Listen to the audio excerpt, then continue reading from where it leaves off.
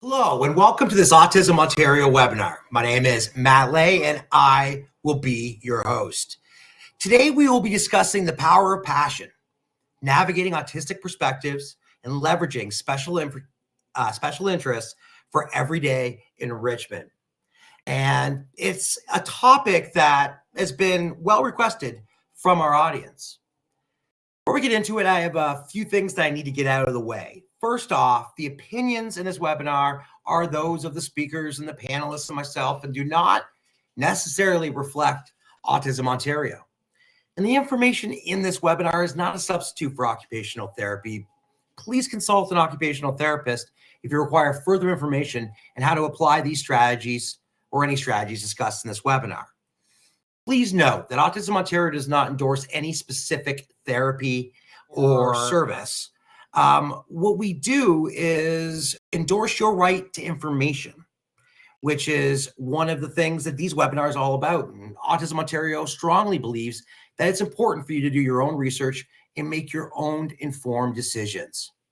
Now, with the aim to be inclusive and respectful and representative of the many voices within our diverse community, we'll use both identity first and person first referential language. We acknowledge that the use of language is evolving rapidly and will continue to be an ongoing discussion within the autism community. All right, with all of that out of the way, I now want to bring our panel to the table. I'd like to welcome Naomi and Alex. Thanks so much for joining us today, guys. So glad to be here. So glad to be here as well. Excellent, excellent. Naomi, I'd like, if you could, I'm going to put a slide up and it's going to say all kinds of stuff about you. But if you could, can you talk a little bit about your story and what you do on a day-to-day basis and what brings you to this webinar today? Well, yes, you're right. There is a lot of stuff on this slide. So I think I'll give you the gist, which is I'm a person that has come to where I am today professionally in big part due to my special interests or my interests in general. So I'm an occupational therapist. I am currently based in Montreal and I work at the Douglas Mental Health University Institute with people, including autistic individuals, basically from 0 to 25.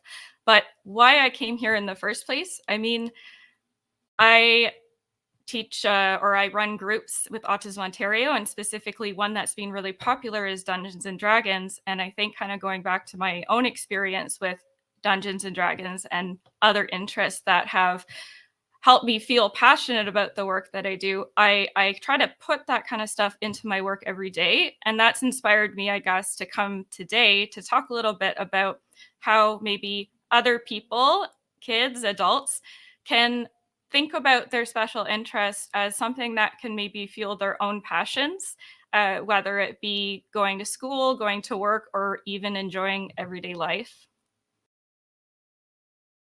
Very important to do what you love. You'll never work another day in your life, as I believe they put it. And Alex, same with you here. I'm going to put up a slide that talks a little bit about your self-advocacy, but can you talk about the journey that you've taken getting to this webinar today? Hello everyone. Like I said, I'm Alex.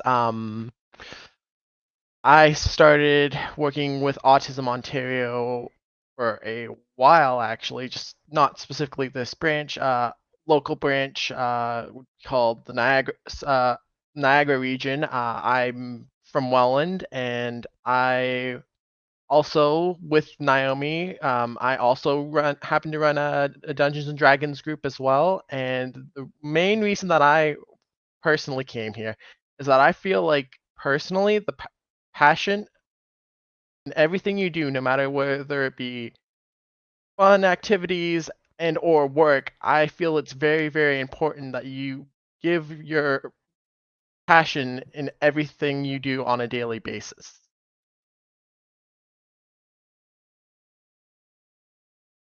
Well put, Alex. Very, very well put. before we've got an agenda that's kind of laid out here, and then Naomi, I'm going to pass control over to you. But when it comes to this topic, why you've already told about what's important about being about your passions, but in the community that we are speaking to and the like, why is this important? Do you think that there are some barriers to this? Maybe people pushing people away from some of their interests. Talk to me a little bit about why you think this topic is important for the group that we have listening tonight. Yeah, absolutely. I think that everyone has interests. And one thing that I find interesting is that we call, interesting for lack of a better word, is that we call autistic people's interests special interests. So I do understand that, yes, this is the title of the presentation, but I also, I guess, want to take a moment to just pause and reflect what makes these interests different from other people's. And I am going to give you the answer to that. But more to the point, I think that sometimes when an autistic person has an interest that seems different, it can maybe make people feel nervous or uncomfortable, or maybe people think, oh, this isn't a good interest, or maybe this isn't going to help them. And I really want to address some of that stigma and maybe some of the misconceptions that we might have about autistic special interest tonight. Excellent. Yeah, And Naomi, you kind of hit the nail on the head, for lack of a better term. I feel like, especially as a person with my own special interests, I find that sometimes it's like my interests might be different from somebody else who might be different from somebody else. And we shouldn't flat out ignore everyone's interests, because everyone's interests themselves are unique and special in their own way. And I feel like with special interests, you might actually find someone who has some interest that's very similar to your own, and with that, you might be able to also like build a connection through your own interests. yeah, and I mean, without these interests, this is what makes all of us unique, and why people like to even get to know us are our special interests and those things that separate us from the crowd, generally speaking. Naomi, I've given you the conch, if you will, so you're able to now move through the slides. Can you give us a brief introduction in, I guess clinically, into what it is that we're talking about and what we mean when we're speaking about special interests here? Yeah, absolutely. And, I think we kind of right out of the gate covered a bit of material that we're going to kind of get to later on, which is, how maybe interests, special interests can support participation in everyday activities. I just wanted to briefly mention that, I guess, with all words, they change over time, and special interests have been called different things. I'll say that, one way that I think Alex talks about it is specialized interests, which I actually really like. But you might come across some of these terms that we use throughout the presentation, but just know there's more than one word that we can use. But yeah, before we kind of dig in a little bit more, maybe we should define what special interests are. So it's a focus on a specific topic pursued with intensity. So what that means is it doesn't necessarily mean that all autistic special interests are different than neurotypical interests. So sometimes it can be something that a lot of neurotypical people might really enjoy. So let's take the example here of swimming. But I think that typically an autistic person would either want to know like every single fact about Michael Phelps, or maybe what pH is ideal for the water, or maybe just enjoy spending hours and hours in the pool.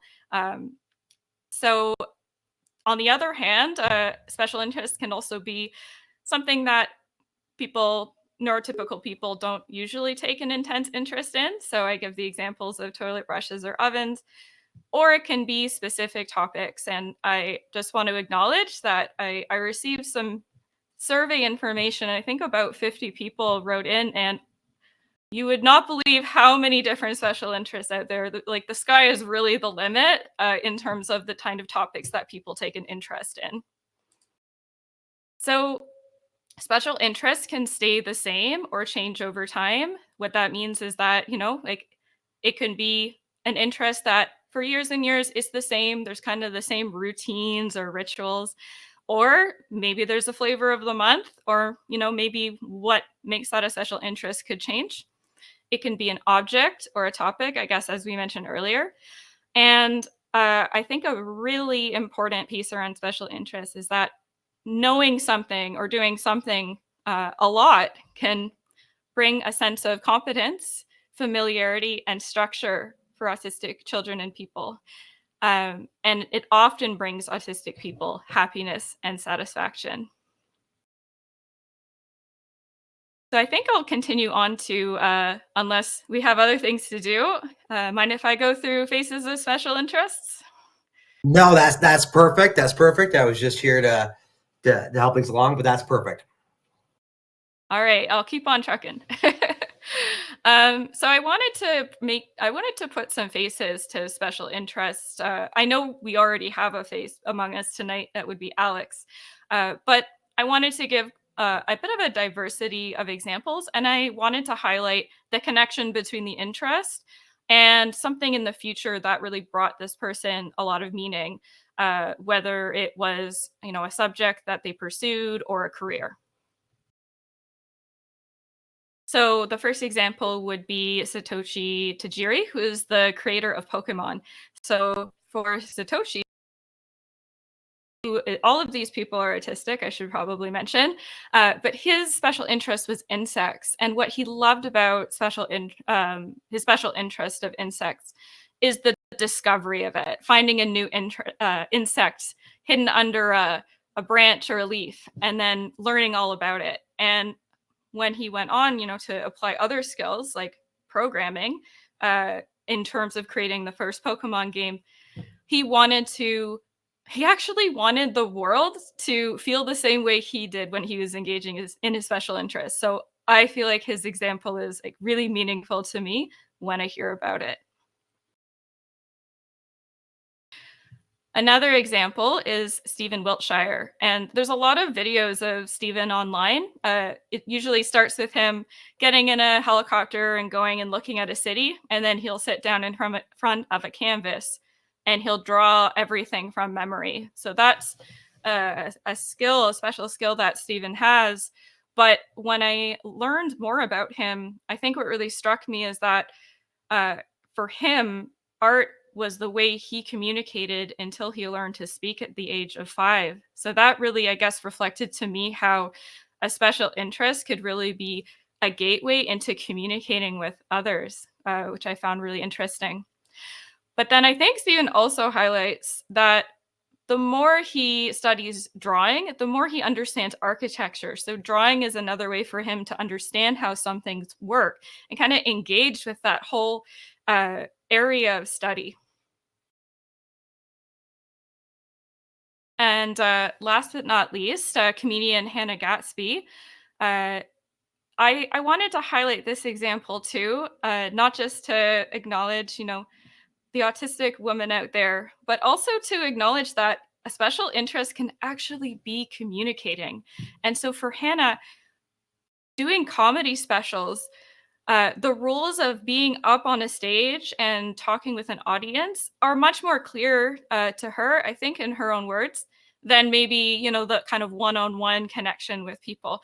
And she really, as she expresses in this quote, likes studying the room and figuring out, what makes people laugh. And so I just thought this example was an interesting one to maybe kind of break that stereotype a bit about the autistic experience of actually wanting to connect with people, but maybe through that structured set of rules, which maybe we'll touch a little bit more on if we wind up talking about Dungeons and Dragons later on. But I wanted to just kind of sum it up for the moment, just to say that special interests are not kind of in a bubble all by themselves. They're fully integrated, I think, into the experience of autistic people. And not only that, they can often connect into and support work, school, and play. Excellent. The idea of, I know that part of the curriculum in the city that I live in, Hamilton, part of the Ontario school system, is teachers are encouraged to pick up special interests of the children and work the curriculum around that. So at my stepson's school, they brought in one of his Lego containers. He wanted to bring it. He said he did. Everyone was talking about it, and they started to do like master building sort of competitions and groups throughout the class. I'm not sure what part of the curriculum it related to, other than fun, but I'm sure that the teacher did bring it in.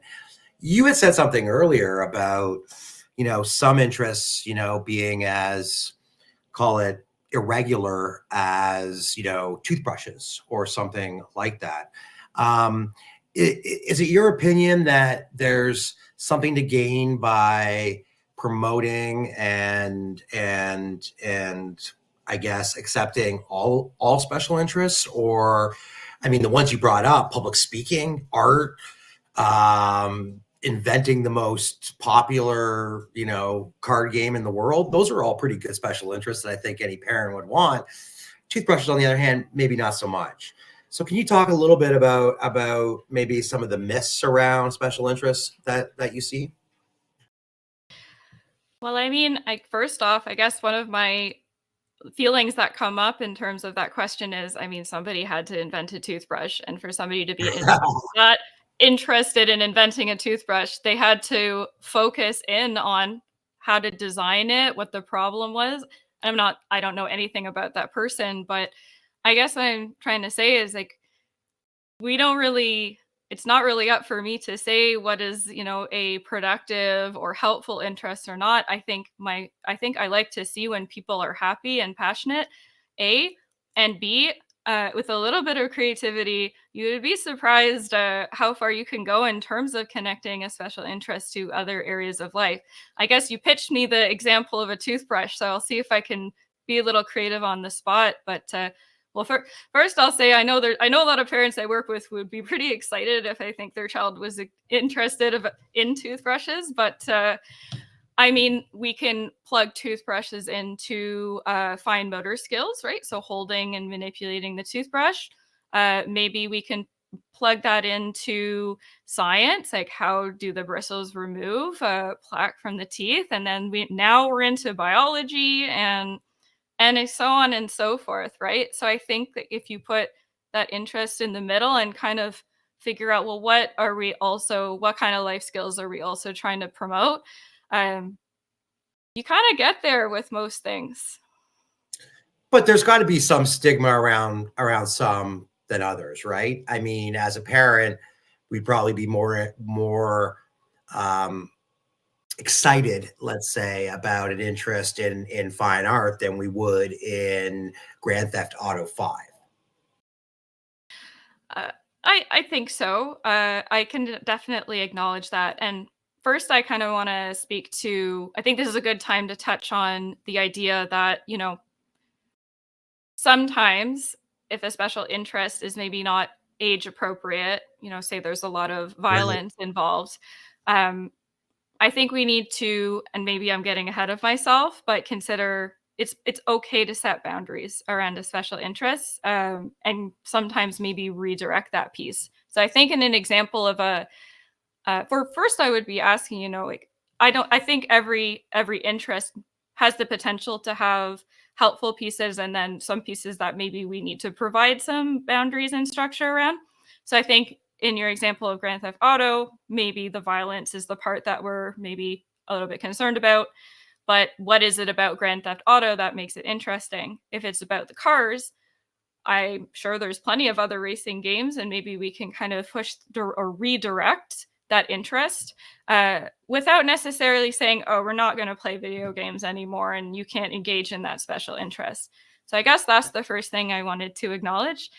And yeah, I don't know. I mean, I personally speaking, and before we went live, I was just talking about how I play plenty of video games and engage in those kind of interests and engage in other interests as well.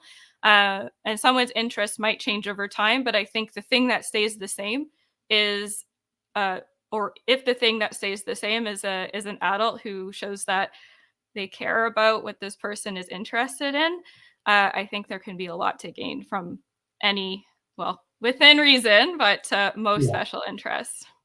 Right. Well, you dropped a word earlier, and you both did, and it was Dungeons and Dragons. And I'm going to use that to segue here because some of us are old enough to remember when Dungeons and Dragons was deemed as a gateway to satanity and the occult, which is quite silly considering it is a it is a game, not dissimilar to the world of Tolkien or other great novelists. I'm gonna jump in here with Alex. And Alex, I'd like to ask you a few questions, if I may, about your experience, and just want to start your definition of special interests. What does the word mean to you? What do these words mean? Yeah, excellent question. Personally, specialized interest. I find that interest is, for me personally, it feels more like a passion rather than an interest. I find it like it's something I enjoy doing all the time, despite others people's beliefs and or like thoughts on things. Like as you previously brought up, one of my enjoyment specialized interests is Dungeons and Dragons, and well, as Matt previously stated, some people are old enough here to hear that and be like, that was back in the day. That was kind of taboo-ish and seemed like like leading to demonic and occult stuff. But nowadays, when I started, it wasn't like that at all.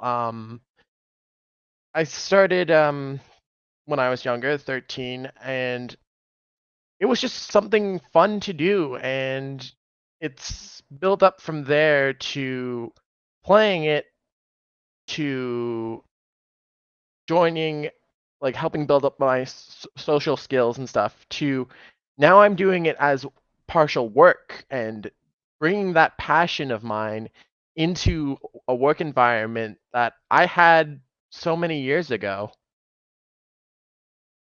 So it sounds like this game, which is what it is, let's just be straight. It's a passion of yours, and I am sure at times feels bigger than a game, is what it is.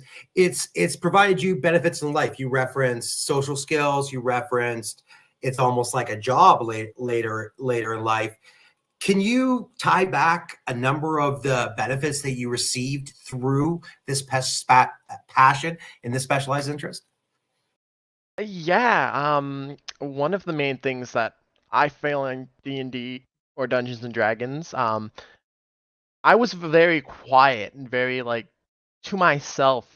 But then I started playing, gaining a little bit of confidence, and now building into like being able to actually confidently talk to people about things, and just like building that sense of overall like communication and not feeling so alone in this world. Right. Right. And now you're speaking on a webinar to a cast of thousands out there who will watch this. So clearly there's definitely some skills that have been learned in that. But are you now in a paid position as it relates to Dungeons and Dragons? Do you have a job associated with this? Yes, I do. As probably one of our previous slides for my introduction, yeah, I work with Autism Ontario on a like weekly basis, starting up in the spring actually.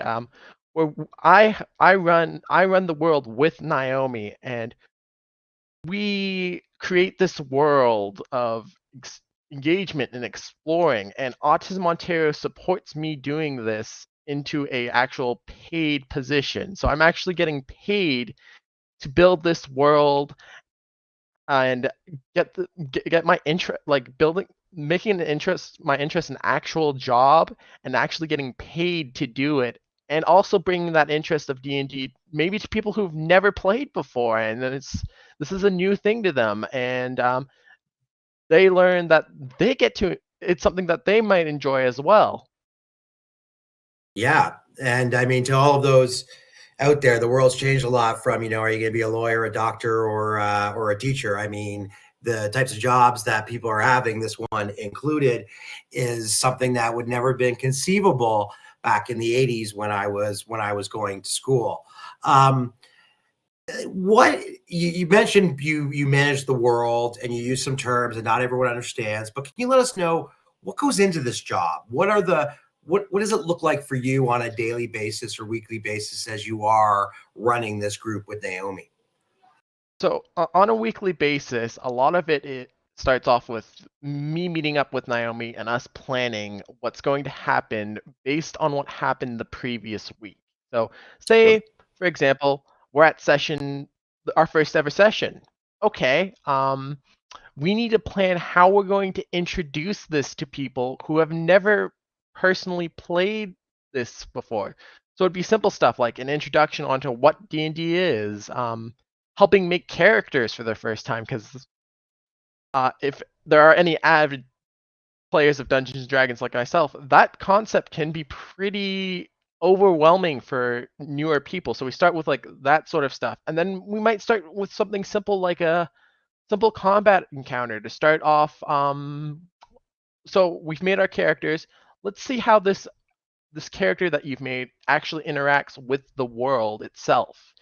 And then from there, after our session 0, which is our official session, but it's more like a helping starting guide into Dungeons and Dragons, we start planning out where are we going to host this group of adventurers.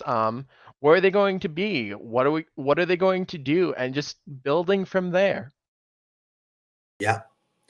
So what I hear here is you're educating people, you're learning proactive planning, how to basically, I'm assuming that these people are at different levels, so you have to bring them along differently. There's a lot of skills that go into running a D&D group that you've sort of taken from this. I imagine, since it's through Autism Ontario, that all members of the group are folks living with autism. Is that accurate? Yes. Okay. Talk to me a little bit about how that's been for you, and what it's like interacting with, in some cases, large groups of folks in that way. So, on a personal level, I've noticed it at starts. It can be challenging for some people because it's their first time. They don't know what to say or what to do. But as they start playing more and more and more, they get this. You really just watch them gain confidence and excitement and willingness to try things that are just out of the box. And watching that from an autistic person is amazing, honestly. Like, watching these people go from more quiet, introverted, maybe to themselves, to like talking about what they do on weekends or like other things not related to D&D, and just bringing themselves more confidence and more willingness to like actually speak to others. That's incredible. It's got to be a very fulfilling job as well. I got to imagine, hearing the passion you have for it right there, but also just in general, that having those type of outcomes, that's got to feel really, really good. I'm going to switch things up a little bit because there's one more question that we had prepared, but I want to ask both of you something because it came in from our audience, and I think it's a good time. And that is, they want to know, when you're working with somebody who has a specialized interest in this, how do you find groups and other folks to participate? So, for example, going from learning about D&D when you were 13 to finding these other groups, what's the best way of doing it? Maybe Alex, I can ask you for your experience, and then Naomi, you can jump in with any ideas you might have. Yeah, and that's an excellent question. Honestly, from first playing, there are a lot of like actual online communities that are dedicated just to playing Dungeons and Dragons. There's like Roll20, and there's programs that actually like help you make characters like D&D Beyond. It's just like starting with that interest in Dungeons and Dragons. There are many ways you can expand, like digitally, maybe in person as well. Maybe you find that your local community game store is running a D&D event, and you look at it and it's like, hey, this looks really interesting. I want to try it.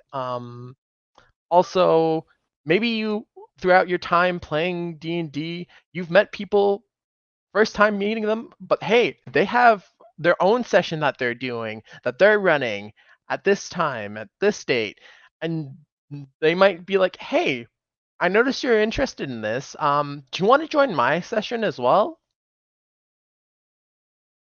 Okay, but also out there in the wild, if you will, there's also some challenging. I know I brought this up when we met the first time about taking my son to a Pokemon at a like just playing at a comic book shop, and some of the people there were not kids. They were a little older, and they were quite rude, and it wasn't the best experience the first time out. In general, Naomi, outside of D&D, do you have any recommendations for finding groups and helping to foster these specialized interests? Yeah, I mean, I see our Dungeons and Dragons group that Alex and I run kind of as a stepping stone into, I guess, out there in the wild, the games that are not necessarily facilitated by, a therapist or someone with lived experience.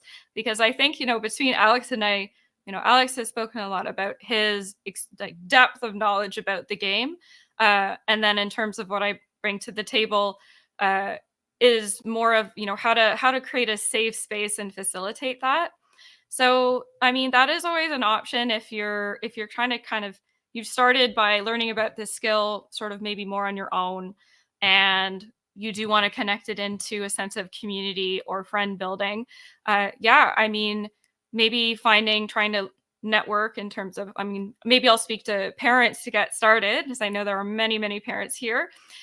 Connecting maybe with other parents, either in parenting groups or, I know there are groups out there for parents of autistic children, and seeing if there is some matching with those interests. And then maybe kind of looking out there to see if there's someone who might either facilitate, or approaching your local organization like Autism Ontario to say, hey, like there's a few of us, or there's a lot of us here that have this interest, and we want to come together and kind of use this as a way to connect.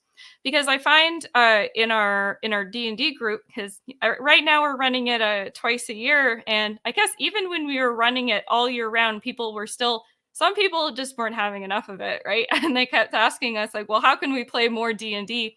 And that kind of led to conversations around, wow, like here are some different places you can go, as Alex mentioned, but also conversations around, how do you know that you found a group that includes you or makes you feel welcome, right? Or what are some things that you should be looking out for? So it was kind of that conversation about transitioning into like a non therapeutic group. So I guess that would be my suggestion, is other than, the internet and groups like that, connect to local organizations such as Autism Ontario and connect with each other. And, I mean, our group exists because the community said they wanted it. And so I think that's where any good idea comes from, is from the community expressing their needs.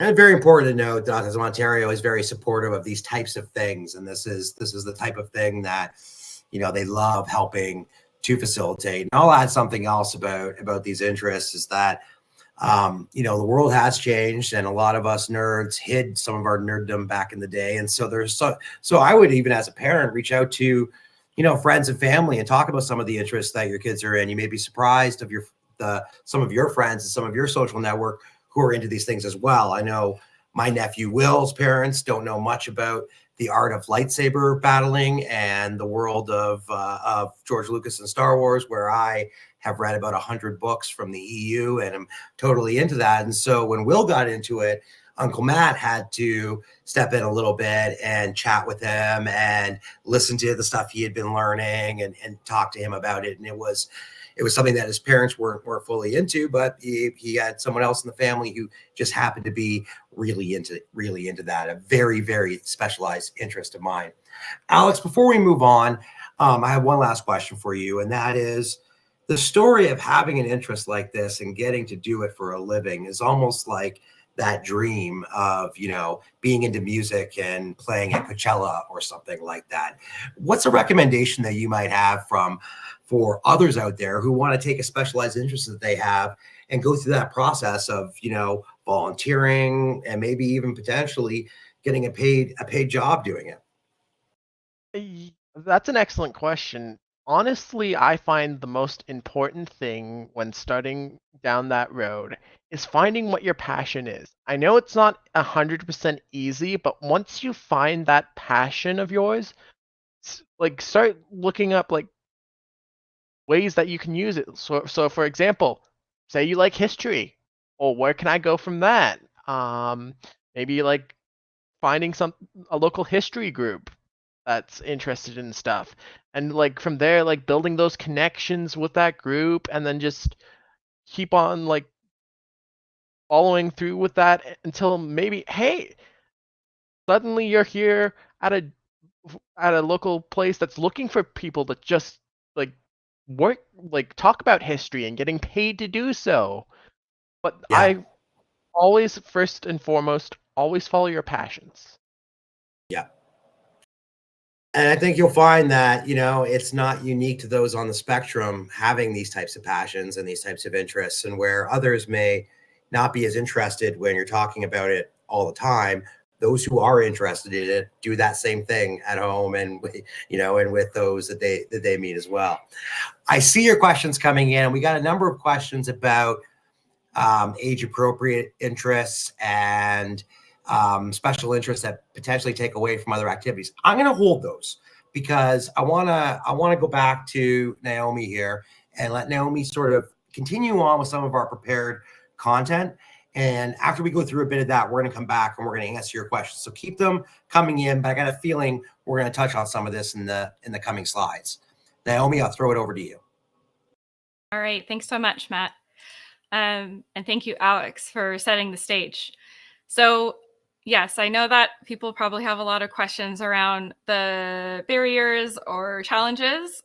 Hear me out with, we are going to get there in a couple of slides, but just to kind of sum up how we can leverage special interest is, as an occupational therapist, I think about activities of daily living. Like when we think about, well, my child is engaging in a special interest and not doing X, Y, and Z. People are usually more concerned about, those essential activities of daily living, like getting dressed and showering and brushing your teeth. But I think that, like I said, you can get very creative, right? So I provide some examples here using, if you make your own toilet brush as a craft, that can develop fine motor skills. And maybe that makes dressing easier down the line. Or maybe learning how the word is spelled helps develop writing. So again, and you can see here, there's a bullet point about audience examples. We will get back to you. I think what I'll move on to, though, just to make sure we have kind of a good bit of information to frame our conversation, is some of the information that I've gathered about potential challenges and suggestions. I just want to mention before moving into this slide, as I mentioned before, one strategy for maybe we would say, I don't know if age inappropriate is the best word, but that's the word that we have. If it's maybe something that is more challenging, like interest in violent media, then again, we can kind of looking at, well, can we find the pieces that are, bringing that person a lot of joy, but maybe look at, can we modify the areas of that special interest that are maybe having an impact in other areas that is not as productive or helpful.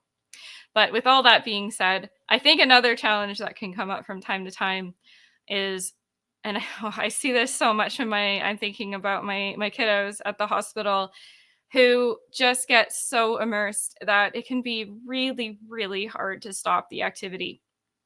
And I think that's something that helps me when I'm approaching, transitions into other activities, because realistically, we have a body to take care of, we have school to go to, um, is to provide structure and boundaries. And that can look different, in any interest. So one example that's coming to mind is Minecraft. So with Minecraft, it would be okay. So maybe rather than kind of looking at time-based boundaries, like, well, you certainly can use those, right? Like, okay, spend an hour doing your activity, but I'd also like to suggest boundaries around tasks, like task-based, this is what, the plan is to accomplish. Like, tell me what you want to accomplish in Minecraft today.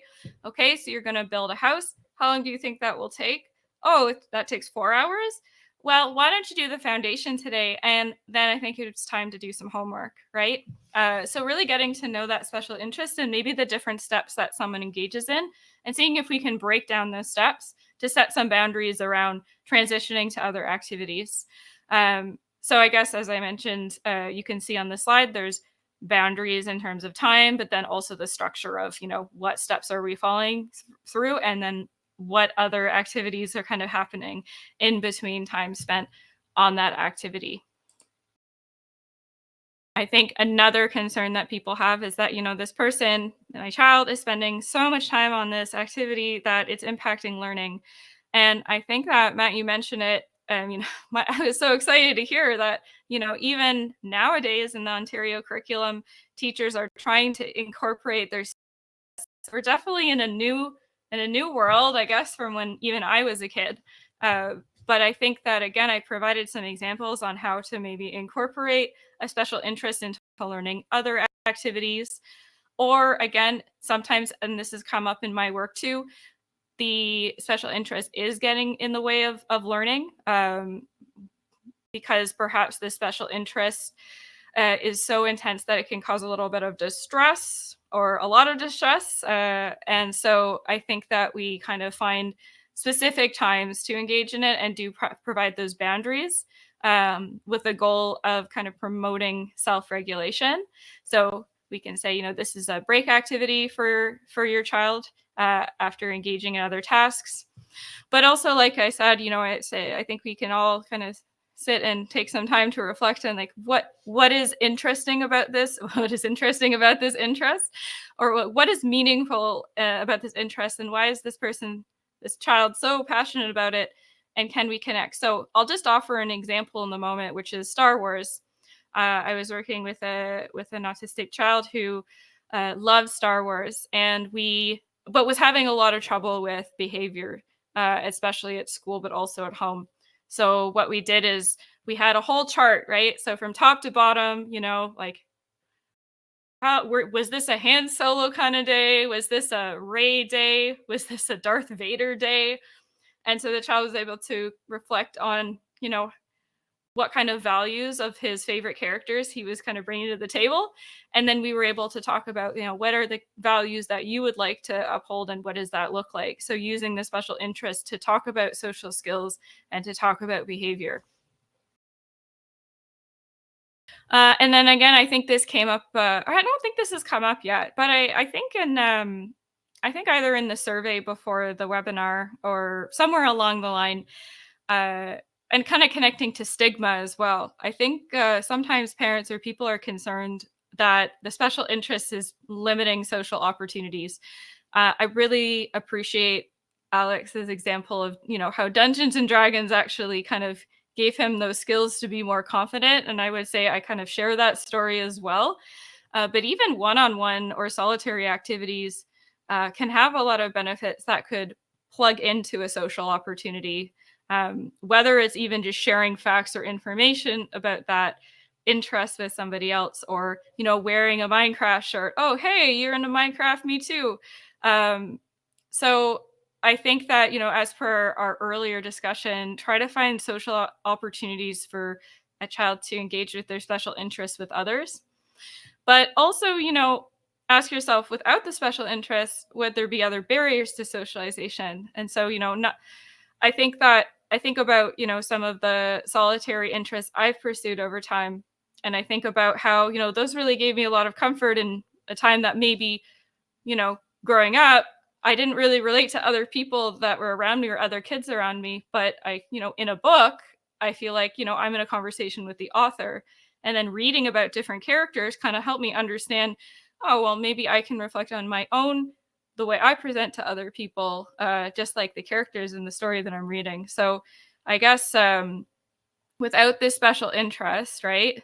Are there other barriers to socialization? Are there other pieces, like, is it possible to find community if it's maybe not going so well at school? Are there after school programs where your child can feel included and belonging with that special interest? But then again, I think there's, we all share the responsibility to educate and advocate, including explaining to other children why it's important to, show an interest in other people's interests as well, and what that looks like for your child. And last challenge that I have here is that the special interest is the disruption to other people. So, again, not everybody likes D&D. Maybe not everybody wants to hear about D&D all day, every day. I think that, again, structure, boundaries, explaining, I'm really happy that you're happy about this, but I want to hear, let's, I have about 10, 15 minutes. I want you to tell me everything you possibly can about Dungeons and Dragons, and then we're going to move on to something else. Or if you still have things to say, maybe you can, record a video or write something down for me to look at later, right? But I think ultimately, when autistic people and children are sharing their interest, I always get excited or I feel honored when someone's sharing an interest with me, and I know it's important to them. And yes, I've also been in those situations where, I have to say, hey, I know this, you're telling me this, and I know it's really important to you, but, the session is over and we have to go back for lunch, or, so I always try to provide that alternative, like, hey, we do have to go to lunch right now. Maybe you can tell me more. Can you tell me more about this next time we see each other, or something like that? This, I think I'll throw it over to Matt, because I don't want to wrap up quite yet, because I heard we have some questions, but I'm just going to leave this slide up because I think it's a good summary of the content that we've covered so far.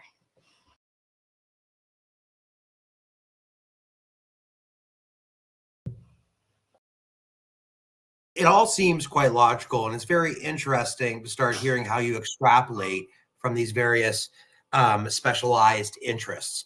We have a question from a clinician. As clinicians, we have been taught that by expanding interests, we make it easier for children and students to make friends, as they have more common interests with them. Is there a way to respect special interests and also expand interests? Or do you believe that we should focus on the special interest as it's expressed to us? Excuse me. So a couple of thoughts. I think that, part of growing up is learning about all the different things that the world can offer, and finding ways to introduce different interests to autistic children. I don't think there's anything wrong with that per se. And who knows, something might stick along the way. If you're having problems or trouble, you're running into difficulty doing that, may I suggest, again, coming back to something that the child is already interested in. So I don't know, I have Star Wars on the brain right now. Let's say we want to go into soccer. Hey, just imagine you're in that X-Wing and you're trying to get that laser into the Death Star, the soccer goal, right? So I think that, again, you can kind of use it as a gateway to expand into other interests. I think what I would just maybe caution against is trying to diminish the interest that already exists.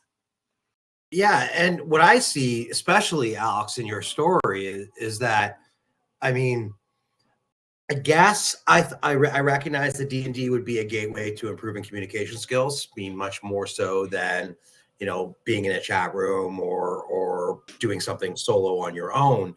But there are just so many skills that you learn that I have to imagine that by embracing some of these specialized interests, you can achieve other goals of your therapy, right? Like if socialization is the key, embracing it within the specialized interest. If it's more about even you talked a little bit about boundary setting and learning, starts and stops. That too is a part of every game, right? You don't get to roll the die as many times as you want in Dungeons and Dragons, right?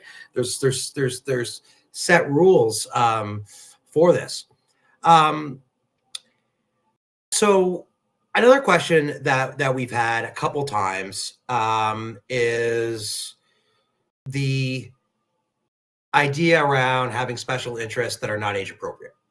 So if my child is 16 and they're interested in Elmo, it's not going to necessarily help them meet a lot of other 16-year-olds from a socialization, and it likely won't drive to the same outcomes that we saw from Alex. Do you have any specific ideas around special interests that may be deemed not age appropriate, but on the young side? Yeah, that's an interesting one. I mean, I don't know much about Elmo myself, but I do feel like, I mean, we live in an age where honestly, there's a community for everything. I feel like there's probably an online community for Elmo or Sesame Street. I mean, obviously, that's a whole other webinar, is how to navigate online spaces. But um, I think I would want to dig a little deeper. What is it about Elmo that is so interesting? Is it that he's kind to others? Is it his personality? Um, is it a sense of, if there's that, is there that sense of safety and comfort? And then maybe rather than taking that approach of let's find other people who also like Elmo, it's, how can we take what is good, what you like about Elmo, what's good about Elmo, and use those positive qualities when you do meet other people out on the street or out in the world. Okay. And I think and I think another thought too is that stigma around, not like, or having, I guess we talked more about maybe being younger and having interests that are maybe appropriate for older people. But I think the other way around, right, where somebody is older and has an interest in younger or activities that I guess uh, neurotypical people would probably be interested in at a younger age. I don't know. I feel like there's a stigma around that's kind of breaking too, in terms of like a lot of family content. I mean, I know people who don't even have kids who love Bluey because it speaks to the something in them as well. And they talk about that interest and they're accepted by their peers. So I think society is changing in that sense too. So I think that would be my suggestion, is kind of figure out what is it about that special interest that makes that person happy. And then, either you might find other people who are interested in it, or you take, like in Alex's example, you take the skills or the lessons that you learn and maybe apply it in different ways. What I find very interesting here is that every time, this comes up, regardless of age up, age down, nothing about it, it's in your wheelhouse, like D&D. It's about digging in and learning, and I'm sure just the act of that is something that is really helping helping folks out. We have a quick one you might be able to help us with here, which is that someone here's son enjoys Hero Quest. It's similar to D&D, but with miniatures, and they're wondering about direction on starting groups or for that specific game versus D&D. I actually feel like I want to throw this over to you. Alex, do you know Hero Quest? Do you have any suggestions? I'm very, very vague when it comes to Hero Quest, but the only thing I can personally suggest is wh- like for starting it, you might there might be an actual like local community that does stuff specifically to that. talking about miniatures, for example, got me thinking about, like, for example, there's a miniature hobby called Warhammer 40K. Miniature-ish, but also like my local game shops like support that stuff. So maybe also when it comes to starting one, maybe there's one out there already that we don't know about, and maybe if you want to start one, maybe try to find people who have like run these sort of things in the past, and just maybe ask them questions like, "Hey, I want to start this thing up. How would I go about doing that?" Yeah, game shops, comic book shops, and I wouldn't shy away from the school. My son's school has a Lego club. They also have a D&D club for the older kids. It just happens that it's put on by the teachers. When my eldest was in grade 6 or 7 before the pandemic, we were making movies and he wanted to expand it out to other groups. And so we did invitations to kids at the school and said, anyone who's interested in acting in a movie, show up at this place on this day and we'll give you a part in our movie. And different parents and different kids came out. And in essence, for those 4 weekends, we had a group that was shooting this movie that me and my son were writing. So those are some ideas. If none of that works, I say reach out to Autism Ontario, and maybe we'll even put you in touch with someone like Alex to help even more. Okay. Has Naomi had? This is probably the last question we're going to get to today. I know there's ones I missed. We'll try and get back to you on that. But Naomi, have you had much success with getting someone to transfer their special interest? I haven't heard or seen any of that. I mean, it depends on what you mean by transfer. I think in terms of like highlighting different pieces of the interest, definitely. I hope you don't mind me using this example, but it comes from a clinical scenario where we had a child interested in, well, let's say certain forms of media that were maybe more adult rated, and so this interest we kind of needed to tackle, and I think the direction we went into is education, age appropriate education on sexuality, and it seemed to be a big success. I mean, this kid is just, I think, really interested in how things worked and the rules and things like that, and we were able to kind of, with myself, and I will also, I won't take all the credit for it.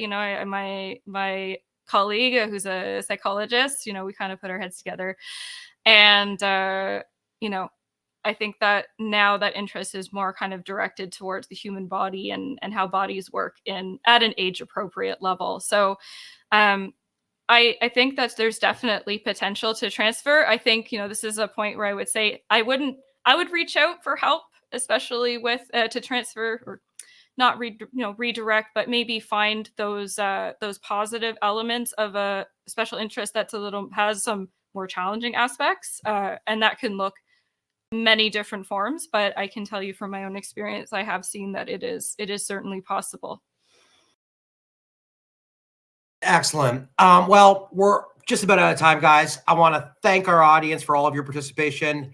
You can reach out to us at the various options that are on the screen right now with any questions that weren't answered. We'll take a look through what we didn't get to and look to get back to you as well. Before you leave, make sure you take the survey. That helps us really learn more about what it is that you all are looking for us to do with these webinars. And yeah, for you guys, before we go, is there anything that you want to leave our audience with tonight? Anything that you didn't get to touch on that you wish you had? Alex, I'll start with you, and then Naomi, I'll leave it to you to wrap it up. Yeah, I kind of covered this very vaguely, but I find like it may be difficult depending on what the passion is, but always make sure that you're following. Like, if it's something you're really interested in, if it is, I'm kind of borrowing it, age appropriate, follow that interest. Or, like Naomi previously said, if it's not, maybe it could transfer to something that might be, but just make sure you're following that passion in your life, maybe it, like I said, might lead to a job that you might be interested in based on that passion as well. Naomi? I mean, I don't have much more to add. I think Alex said it quite well. I think what I'll add is, just a note on the, other than, some of the more extreme cases that we've been discussing, I think I would just really hope that people have an openness after listening to us for all the diversity that can be included in special interest. I mean, I also am like so lucky to be able to run Dungeons and Dragons and get paid to do it and do it therapeutically. So I am also living the dream, and I believe that other people will be able to do that too. So I guess I will end it by saying follow your passions. Well, both of your passions really came through tonight. Thank you so much for everything that you shared with us and for your participation. Thanks to our audience. A reminder, this webinar is being recorded and will be available tomorrow at the same link you used to register. Tell your family, friends, and loved ones, or anyone who you think may find this content valuable. The more people that come through these events, the more of these events we're able to put on. And with that, I'd like to say good night, and we'll see you at our next Autism Ontario event.